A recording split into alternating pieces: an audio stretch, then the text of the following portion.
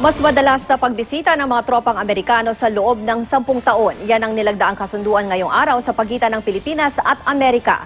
Pero puna ng ilang senador, dapat dinaan muna sa Senado ang EDCA o Enhanced Defense Cooperation Agreement. Narito ang report. Sa paglagda ni Defense Secretary Volter Gazmin at US Ambassador Philip Goldberg, pumasok ang Pilipinas at Amerika sa kanilang pinakabagong kasunduan, ang EDCA o ang Enhanced Defense Cooperation Agreement, bilang karugtong umano ng Mutual Defense Treaty at ng Visiting Forces Agreement. Ito raw ang tugon sa mga bagong hamon sa isyu ng seguridad sa Asia-Pacific region. As defense and security challenges have become more complex, we, both the Philippines and the United States, have realized the utility of having an agreement that would further enhance our ability to face those complicated challenges. The EDCA will increase training opportunities for U.S. and Philippine forces, which will contribute to increased interoperability and a greater ability to respond to humanitarian crises. Sa ilalim ng kasunduan, 10 taong magagamit ng Amerika ang ating mga base militar para sa increased rotational presence o mas madalas na pagbisita ng mga tropang Amerikano sa bansa. Makakapasok at makakapanatili lang ang US military sa pahintulot ng Armed Forces of the Philippines o AFP.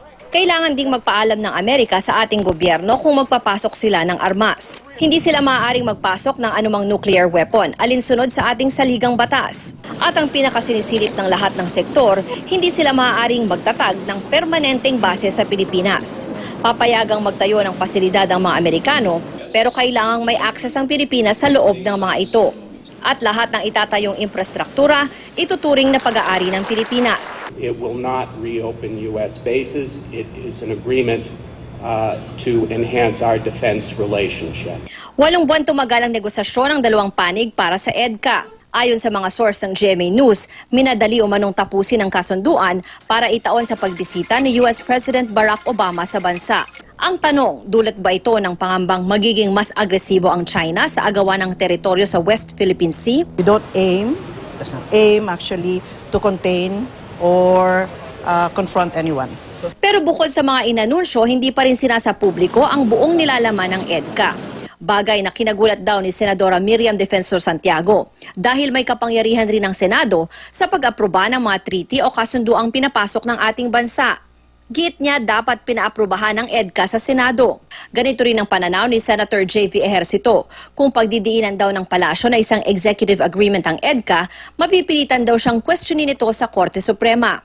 Pabor naman ang dalawang senador na hindi na idaan sa Senado ang EDCA. Tingin ni Senador Antonio Trillanes IV na chairman ng Senate Defense Committee, di na raw kailangan ng ratification dahil wala naman daw bagong konseptong pinakilala sa kasunduan. Ito rin ang sentimiento ni Senadora Grace Poe. Basta't naaayon daw sa mga pangunahing probisyon ng Mutual Defense Treaty at Visiting Forces Agreement ang EDCA. Pero tingin ng isang analyst, bagaman may ganitong kasunduan, wag daw umasa ang Pilipinas na otomatikong sasaklolo ang Amerika kung magkaroon ng issue sa seguridad ng bansa.